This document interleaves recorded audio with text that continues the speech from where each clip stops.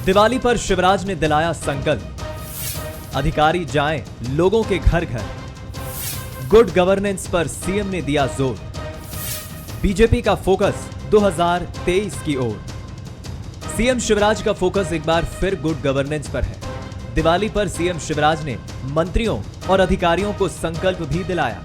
CM ने प्रदेशवासियों को सरकार की जनहितैषी योजना का लाभ कैसे मिले, इस पर मंत्रियों के साथ अधिकारियों से चर्चा भी की। हाल ही में प्रधानमंत्री आवास योजना के तहत भी प्रदेश के करीब 4.5 लाख लोगों के घर का सपना पूरा हुआ है। यानी केंद्र और राज्य सरकार की योजनाओं का फायदा प्रदेश सरकार ने हर हाल में देने का लक्ष्य रखा है। और शायद यही वजह है कि सीएम शिवराज ने न सिर्फ जनप्रतिनिधियों बल्कि ब्यूरोक्रेसी को भी संकल्प के दायरे में ला दिया है। ये संकल्प लेना होगा बिना किसी परेशानी के, बिना लिए दिए समय सीमा पर विभाग की योजनाओं का लाभ देना सुनिश्चित करना है, ये संकल्प है। इसलिए good governance, good governance, good governance वो हमारा टारगेट है। और गुड गवर्नेंस मतलब बिना किसी परेशानी के समय पर सेवाओं का लाभ। ये पहली दफा नहीं है। गुड गवर्नेंस पर सीएम शिवराज का फोकस शुरू से ही रहा है। हालांकि कांग्रेस ने भी 2023 के लिए अपनी तैयारी तेज कर दी। कांग्रेस अपनी सरकार के 15 महीने की उपलब्धियों के सहारे लोगों को लुभाने का प्लान बना रही है। कमलनाथ जी की सरकार ने स्वीकृत किया था जो महाकाल कॉरिडोर, पैसे सैंक्शन हो गए थे। हम मंत्री थे, मैं मंत्री था, धर्मस सज्जन वर्मा जी वहाँ के प्रभारी मंत्री थे और जयवर्धन सिंह जी विभाग के मंत्री थे। हम लोगों ने शुरू किया, पुजारियों को बुलाया, कमलनाथ जी ने उनसे पूछा, काम शुरू करवा दिया। अब उसका इवेंट मैनेजमेंट प्रधानमंत्री को बुला कर रहे हैं। 23 की लड़ाई नहीं, 23 में तो मैं बार बार कहता हूँ कि अब 114 नहीं 174 से ज़्यादा से कमलनाथ जी की सरकार बनेगी। जाहिर है कि 2023 के चुनाव के लिए करीब साल भर का समय है। ऐसे में योजनाओं को लागू करवाने, लोगों की शिकायत दूर करने में जनप्रतिनिधियों और ब्यूरोक्रेसी का बड़ा रोल होता है। यही वजह है कि सीएम शिवराज योजनाओं की मॉनिटरिंग कर रहे हैं ताकि ये सुनिश्चित हो सके कि लोगों तक केंद्र और राज्य सरकार की योजनाएं पहुंच रही है या नहीं। सीएम खुद मंत्रियों और अधिकारियों को निर्देशित भी कर रहे हैं। नमस्कार, मैं हूं शरद द्विवेदी और आज का हमारा मुद्दा है संकल्प ही चुनाव सिद्धि। आपने देखा कि जब मुख्यमंत्री शिवराज सिंह चौहान ये बात कह रहे हैं तो वो किस कमिटमेंट के साथ ये बात कह रहे हैं कि गुड गवर्नेंस और गुड गवर्नेंस।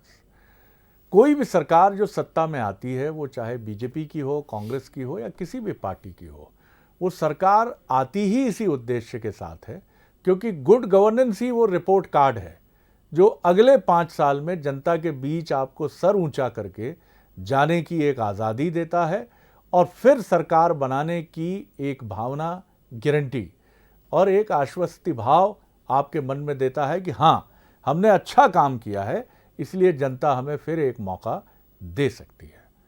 और यकीनी तौर पर जब आपका काम अच्छा होता है तो लोकतंत्र में फिर मैं कहूँगा कि सरकारें चाहे कांग्रेस की हों चाहे बीजेपी की हों, दोनों ने ये चीज़ महसूस की है क्योंकि अब धीरे धीरे कांग्रेस की तरह बीजेपी को भी सत्ता में अपने टेन्योर बढ़ाने का मौका लगातार मिलता रहा है और इसका कारण बेहिचक जनता रही है।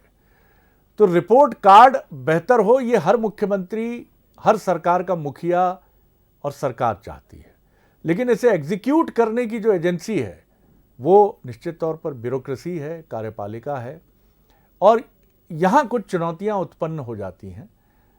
मुख्यमंत्री चाहते हैं सब चीज़ें बेहतर हों, उनके कैबिनेट के सहयोगी भी चाहते हैं। कई बार कैबिनेट सहयोगियों की भी बात उठती है कि साहब इनमें कुछ में और ताकत होनी चाहिए और स्ट्रेंथ के साथ काम होना चाहिए। और कई बार तंत्र पर अधिक सवाल उठता है कि सरकार तो अच्छा सोच रही है लेकिन इसको एग्जीक्यूट करने की जो एजेंसी है, मुख्यमंत्री इसको लेकर न सिर्फ बहुत सजग हैं बल्कि उन्होंने एक साफ मैसेजिंग भी दी है कि आपको लेन देन वगैरह ये सब नहीं चलेगा साहब, काम आप मजबूती से करिए। तो अब ये चुनाव का साल है और चुनाव के साल में सरकार चाहती है, जो डबल इंजन का नारा बीजेपी का है कि चाहे योजना केंद्र की हो राज्य की हो, आप पूरी ताकत से उसको पूरा करिए। आज इसी पर हम बात करेंगे, लेकिन पहले वो 3 सवाल जिनके इर्द गिर्द ये डिबेट रहेगी। सवाल नंबर 1, शिवराज के संकल्प में अधिकारियों और मंत्रियों के लिए क्या संदेश? सवाल नंबर 2, क्या गुड गवर्नेंस से 2023 में होंगे बूथ मजबूत? सवाल नंबर 3, शिवराज के संकल्प पर क्या है कांग्रेस की रणनीति? चलिए तो अब आगे बढ़ते हैं। जो मेहमान हमारे साथ हैं उनसे मुलाकात करिए। भोपाल स्टूडियो में मेरे साथ हैं फिरोज सिद्दीकी, जो प्रवक्ता हैं कांग्रेस के, युवा प्रवक्ता। बहुत स्वागत करता हूं फिरोज साहब आपका। डॉक्टर दुर्गेश केशवानी हैं, प्रवक्ता हैं बीजेपी के, युवा नेता हैं, उनका मैं बहुत स्वागत करता हूं। और जय नागड़ा जी हैं, वरिष्ठ पत्रकार, राजनीतिक विश्लेषक, आपका बहुत स्वागत। और सारे दर्शकों के साथ एक बार फिर आप सभी को दिवाली की बहुत बहुत शुभकामनाएं, मुबारकबाद। सपरिवार मंगलमय हो, जीवन दीप की तरह आलोकित हो। एक बार फिर इसके लिए बधाई और शुभकामनाएं। जय जी, गुड गवर्नेंस ही वो मंत्र है जो सत्ता में वापसी का भी एक बहुत महत्वपूर्ण कारण बनता है। और मुख्यमंत्री शिवराज सिंह चौहान इसको लेकर बहुत सतर्क हैं, क्योंकि 2018 में कहीं ना कहीं ये शायद बात उनको लगी हो कि सरकार ने सोचा बहुत अच्छा, और यही वजह रही कि छत्तीसगढ़ की तरह मध्य प्रदेश में कांग्रेस की आंधी नहीं आई। दोनों के बीच में बहुत करीबी मुकाबला हुआ, और इस करीबी मुकाबले में फोटो फिनिश जिसको हम कहते हैं, कांग्रेस ने 4-5 सीटें ज़्यादा लेकर सरकार बनाई। लेकिन इस बार वो चाहते हैं कि कहीं कोई चूक ना रह जाए, और इसलिए जो योजनाएं हैं, चाहे वो केंद्र की हों, राज्य की हों, वो पूरी ताकत से धरती पर ज़मीन तक उतरें और लोगों तक उनकी बेहतरी कम्युनिकेट हो। क्या कहेंगे आप? शरद जी, ये बात सही है कि शासन सरकार अपनी सारी चाहे जो भी नीतियां बनाए, मैदानी स्तर पर यदि उसका क्रियान्वयन है, वो एक अच्छी ब्यूरोक्रेसी ही कर सकती है जो संवेदनशील हो, जनता के प्रति प्रतिबद्ध हो। लेकिन जो फीडबैक मुझे लगता है जो शिवराज जी को अपने मंत्रियों के माध्यम से, अपने विधायकों के माध्यम से, या इवन पार्टी कार्यकर्ताओं के माध्यम से पहुंच रहा है, वो ब्यूरोक्रेसी को लेकर के बहुत पॉजिटिव नहीं है।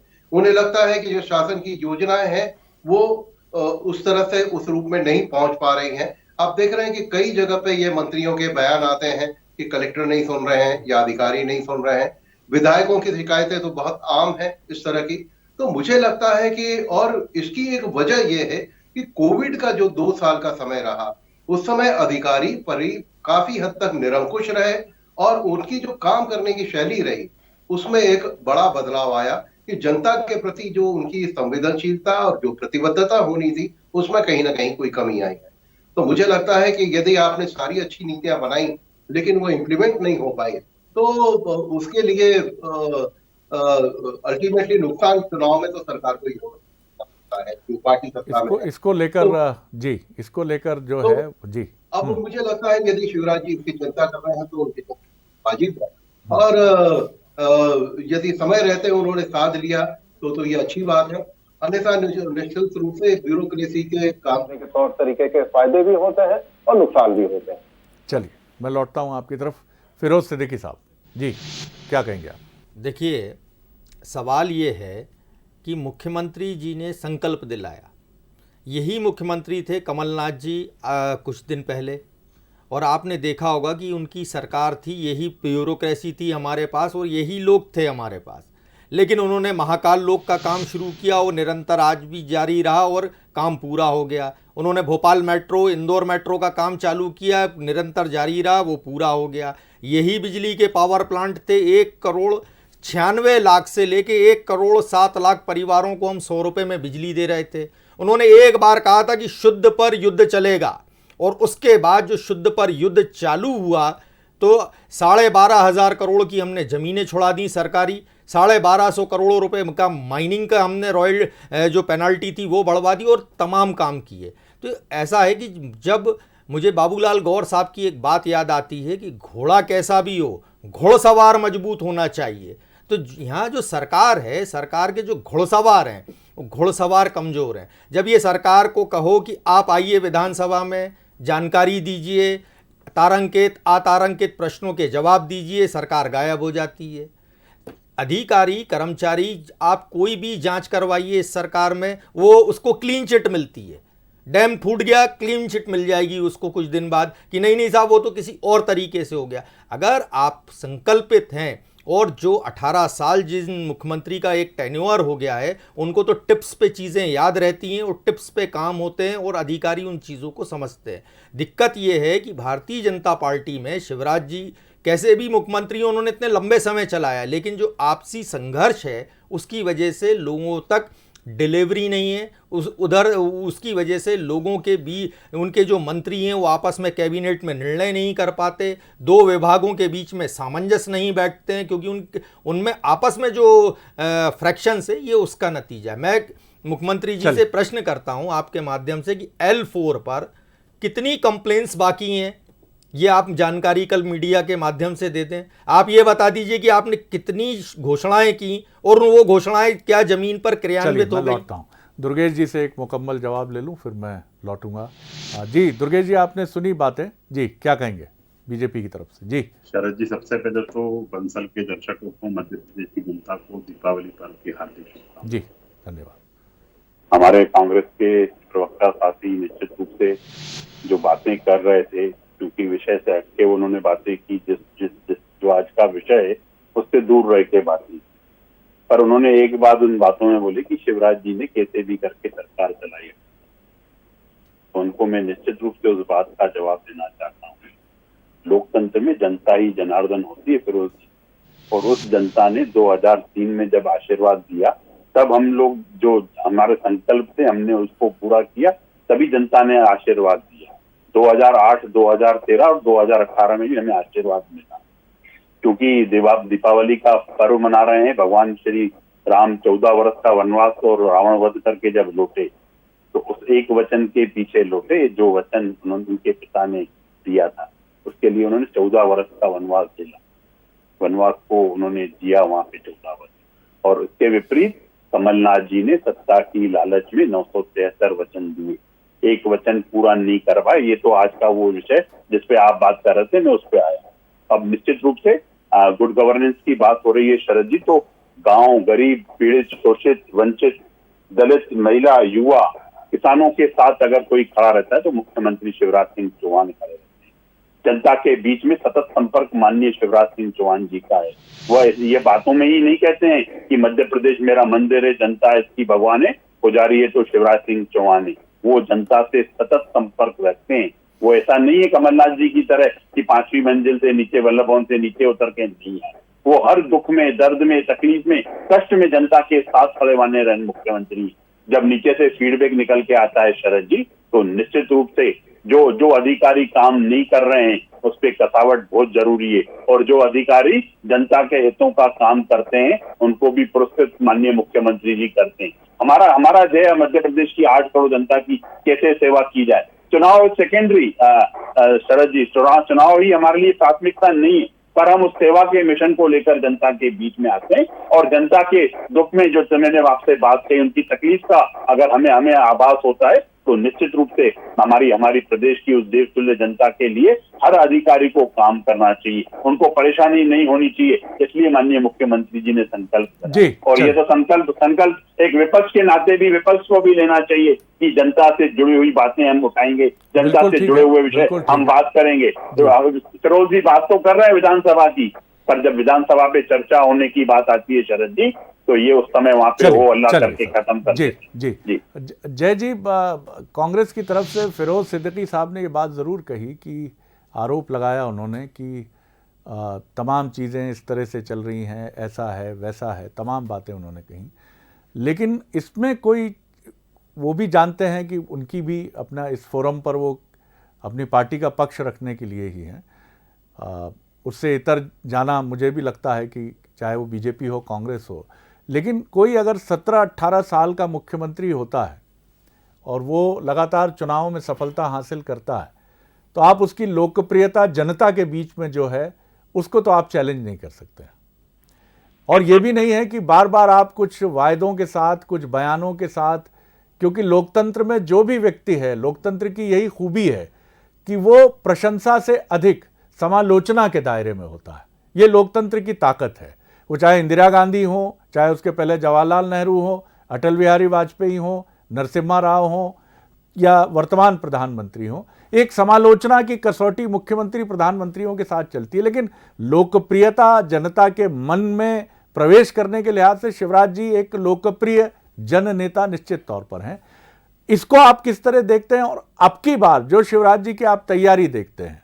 आपने पहले बताया कि किन चीजों को लेकर और सतर्क होने की जरूरत है, लेकिन शिवराज जी के इस पक्ष और जनता से उनके कनेक्ट, इस पर एक छोटी टिप्पणी आपकी। निश्चित रूप से शरद जी, शिवराज जी बहुत सरल और जनता के मुख्यमंत्री माने जाते हैं। वो बहुत सहजता से लोगों के साथ संवाद करते हैं, वो सड़क चलते लोगों से भी बात कर लेते हैं, तो इसमें उनकी सहजता, सरलता को लेकर सवाल नहीं है। सवाल ये है कि जब वो अपनी घोषणाएं करते हैं या योजनाएं बनाते हैं तो ब्यूरोक्रेसी के माध्यम से ही वो चीजें जनता तक पहुंचनी चाहिए। और पिछले, मैं ये चूंकि बहुत सारे वरिष्ठ IAS अफसरों के साथ मैं मित्रवत संबंध है, तो ये बात, और दूसरा मैं एक पत्रकार के रूप में भी देखता हूँ कि पहले जो सरलता, संवेदनशीलता, जी यहाँ ये भी सवाल है कि ब्यूरोक्रेसी पर आपको याद होगा, आपने भी काफी क्लोजली उस समय एक बहुत प्रतिष्ठित मध्य प्रदेश के समाचार पत्र समूह के साथ बहुत सक्रियता से भागीदारी आपकी रही है, जैसा अभी आपकी देश के एक प्रमुख राष्ट्रीय न्यूज़ चैनल के साथ आपकी भागीदारी है। आपने देखा कि दिग्विजय सिंह जी के समय भी ये प्रश्न उठता था कि ब्यूरोक्रेसी हावी है। ये अक्सर कहा जाता था कि वो कलेक्टर्स को नाम से बुलाते हैं, को ये मैसेज देने की कोशिश होती थी कि कलेक्टर्स के नाम याद हैं तो क्या कार्यकर्ताओं के नाम याद हैं। ये क्या आपको लगता है एक थकी हुई बहस भी हो गया है कि ब्यूरोक्रेसी पर नियंत्रण, ब्यूरोक्रेसी बहक जाती है? जी, मुझे लगता है कि कहीं ना कहीं, देखिए ये शरद जी, ये जो दिग्विजय सिंह जी की दिक्कतें थी वही शिवराज जी की दिक्कतें हैं। जब आप सीधे मुख्यमंत्री यदि कलेक्टर से संवाद करता है तो फिर वो बीच की सारी कड़ियां, यदि हम कमिश्नर कहें या उसके ऊपर सेक्रेटरी कहें या प्रिंसिपल सेक्रेटरी, वो सारी कड़ियां, और कहीं ना कहीं कलेक्टर को भी ये एक दम आ जाता है कि मैं सीधे मुख्यमंत्री से जुड़ा हुआ हूं, तो जनता की शिकायतें विधायक, मंत्री बड़े हाशिए पे आ जाते हैं। तो ये बात दिग्विजय सिंह के समय भी हुई, और निश्चित रूप से इस वर्किंग का खामियाजा दिग्विजय सिंह को उठाना पड़ा है, इससे कोई इनकार नहीं कर सकता, क्योंकि जब आप ब्यूरोक्रेसी को सीधे नियंत्रण में करते हैं तो उसके अपने नुकसान भी होते हैं। और आज भी डिसेंट्रलाइज नहीं होने की वजह से आज मंत्रियों में और विधायकों में कहीं ना कहीं ये चिंता है। जब मंत्री विधायकों की स्थिति है तो जनता से प्रशासनिक अधिकारियों की दूरियां तो निश्चित रूप से बढ़ती हुई दिख रही है। क्या आप इसको चुनौती का एक सिरा आप ये भी देखते हैं कि जो सम्मिश्रण हुआ 2020 में उपचुनाव के बाद, उपचुनाव के पहले, जिस तरह से कांग्रेस का एक बड़ा धड़ा बीजेपी का हिस्सा हुआ, तो बीजेपी के लिए एक चुनौती ये भी है, जैसे अभी प्रद्युम्न सिंह तोमर सड़कों के मुद्दे को लेकर नंगे पैर चलने का उन्होंने संकल्प लिया है, कई और भी इस तरह की घटनाएं सामने आती हैं, तो इसको भी साधना एक कहीं ना कहीं चुनौती तो बनता है। और निश्चित रूप से मुझे लगता है कि ये सारी दिक्कतें, मैं प्रद्युम्न सिंह जी का मुद्दा जब अभी लोक निर्माण मंत्री के सामने खंडवा में उठा तो उन्होंने कहा कि भाई मैं उनको खुद चप्पलें पहनाऊंगा, तो मतलब कहीं ना कहीं मंत्रियों के बीच में भी इस बात को लेकर एहसास है कि कहीं ना कहीं लोगों में असंतोष है। तो मुझे लगता है कि ब्यूरोक्रेसी को हमको वापस कहीं डिसिप्लिन में लाना पड़ेगा और उसको प्रतिबद्धता जनता के प्रति करनी पड़ेगी। आज के समय में सारी ब्यूरोक्रेसी की प्रतिबद्धता उसके प्रति है जो उनके ट्रांसफर कराना या रुकवाने की स्थिति में होता है। ये सबसे बड़ी दिक्कत है, और सबने अपने अपने आका बना लिए हैं, और वहीं से चूंकि उन्हें लगता है कि उनके ऊपर किसी का वरद हस्त है, तो जिस दिन उन्हें यह लगेगा कि अल्टीमेटली आपको जनता का ही काम करना है और जनता की ही रिपोर्ट पर आप यहाँ पे अधिकारी बने रहेंगे, तो शायद ये वर्किंग में बदलाव आएगा। और मुझे लगता है कि शिवराज जी, अब जो बात की है शिवराज जी ने अभी आप धार की यदि बात करें, हम केवल इसकी बात नहीं करें, वहां के एसपी ने जिस तरह से एक छात्र के साथ बातचीत की, जो वीडियो वायरल हुआ, तो मुख्यमंत्री को भी लगा कि एक एसपी को इस तरीके से बात नहीं करना चाहिए। ये एक बात थी जो रिकॉर्डिंग के माध्यम से आ गई और उन तक पहुंची, और निश्चित रूप से मैं मानता हूं कि शिवराज जी कभी भी इस तरह की निरंकुश ब्यूरोक्रेसी के समर्थक नहीं है, तो उन्होंने तत्काल कार्रवाई भी की उस पर। तो लेकिन कितनी बातें हैं जो उन तक पहुंच पाती है, मुझे लगता है ये महत्वपूर्ण है, और कहीं ना कहीं जो फीडबैक आया है उसी वजह से। लेकिन यहाँ जो आप सवाल खड़ा कर रहे हैं वो बहुत महत्वपूर्ण है कि ब्यूरोक्रेसी का धर्म, मुझे याद आता है एक चीफ सेक्रेटरी का वक्तव्य कि ना राजनीति उनके काम में दखल देती थी, ना वो राजनीति के काम में कभी दखल देते थे। फील्ड पोस्टिंग के लिए कभी चीफ सेक्रेटरी या प्रमुख सचिव से नहीं कहा जाता था, ऐसा उन चीफ सेक्रेटरी महोदय का दावा था। ये बात 70 के दशक तक की उन्होंने कही है। यानी ब्यूरोक्रेसी अपने हिसाब से कि ट्राइबल इलाके में, ट्राइबल में इंटरेस्ट रखने वाले किसी युवा अधिकारी को कलेक्टर बनाकर भेजा जाए, अब ये चीज़ें बदली हैं। कहीं ना कहीं ब्यूरोक्रेसी का ओरिएंटेशन पॉलिटी की तरफ बहुत ताकत से बढ़ा है, और यही वजह है कि हम देखते हैं कि कई बार, तो क्षमा कीजिएगा, कि कांग्रेस की ब्यूरोक्रेसी और बीजेपी की ब्यूरोक्रेसी जैसे एडजेक्टिव्स भी सामने, विशेषण सामने आने लगते हैं। बहरहाल फिरोज सिद्दीकी साहब, में माफ कीजिएगा, राजनीति से इतर सवाल है, लेकिन इस तरह का वर्गीकरण किसी भी दृष्टि से हितकर नहीं है लोकतंत्र के लिए कि साहब कुछ अधिकारी ये इंतजार करें कि साहब कांग्रेस की सरकार में हमें बढ़िया पोस्टिंग मिलती है या बीजेपी की सरकार में हमें बढ़िया पोस्टिंग। आप जनता के लिए डिजाइंड अधिकारी हैं, इसीलिए आपको परमानेंट गवर्नमेंट कहा जाता है। आप किसी पार्टी से आपका एफिलिएशन किसी रूप में, हालांकि घालमेल, मैं नहीं कहता कि उनकी गलती है, गलती राजनीति और राजनेताओं की भी है। जी देखिए, ऐसा है कि गवर्नेंस जो है, प्रशासनिक कुशलता होनी चाहिए किसी भी नेता में, एक बात। और जब नेता पॉलिटिकली मजबूत होता है तो गवर्नेंस अपने आप चलती है। जैसे कमलनाथ जी थे हमारे यहाँ, वो एक सिंगल थे और उनके नाम पे पूरी पार्टी एक थी। जहाँ तक यहाँ सवाल है कि जो पॉलिटिकल है, तो आज की तारीख में ब्यूरोक्रेसी और पॉलिटिक्स, मतलब राजनीतिक लोगों में आपसी इतना घालमेल हो गया और इतना एक दूसरे के साथ मेल मुलाकात हो गया कि उससे जो है लोगों का जो है ब्यूरोक्रेसी को भी किसी चीज़ की चिंता नहीं है। जबकि ब्यूरोक्रेसी जो है हमारे लोकतंत्र का रेनफोर्समेंट मानी जाती है, यानी जो सरिया है किसी भी पिलर का, वो सरिया मानी जाती कि अगर कंक्रीट कितना भी झड़ जाए लेकिन सरिया जो है वो मजबूत रहेगा। मेरे ख्याल में कुछ भी करके अगर ब्यूरोक्रेसी को कंट्रोल करना है तो ब्यूरोक्रेसी का राजनीतिक करण जो है और राजनीतिक लोगों के साथ जो उनका आपसी जो घालमेल है, इसको कम करना पड़ेगा। तभी हमको एक अच्छी ब्यूरोक्रेसी और एक अच्छी गुड गवर्नेंस मिल पाएगी। ब्यूरोक्रेसी को कंट्रोल करना ये लोकतंत्र में बहुत अच्छे से डिज़ाइंड है। ये सब शब्द जब हवा में उछलते हैं कि ब्यूरोक्रेसी पर नियंत्रण होना चाहिए, या जैसा घुड़सवार और घोड़े जैसे शब्द आते हैं, तो ये ठीक नहीं है लोकतंत्र के लिहाज से, क्योंकि सबकी भूमिका डिजाइंड है। ब्यूरोक्रेसी का दायित्व है कि वो बिना चेहरा बने, सरकार चेहरा सरकार के मुखिया और सरकार है, सरकार के लोग हैं, आपका काम है उसको सरकार की मंशा के अनुरूप धरती पर उतारना। ये चीज़ें राजनीतिक हस्तक्षेप और ब्यूरोक्रेसी के राजनीति की तरफ बढ़ते ओरिएंटेशन की वजह से कमज़ोर हो रही हैं, इसको मानना ही पड़ेगा। दुर्गेश जी, विषय थोड़ा राजनीति से इतर गया है, लेकिन एक टिप्पणी आपकी भी अपेक्षित है इस पर। जी देखिए, हाथ कंगन को आरती क्या, पढ़े लिखे को फारसी क्या।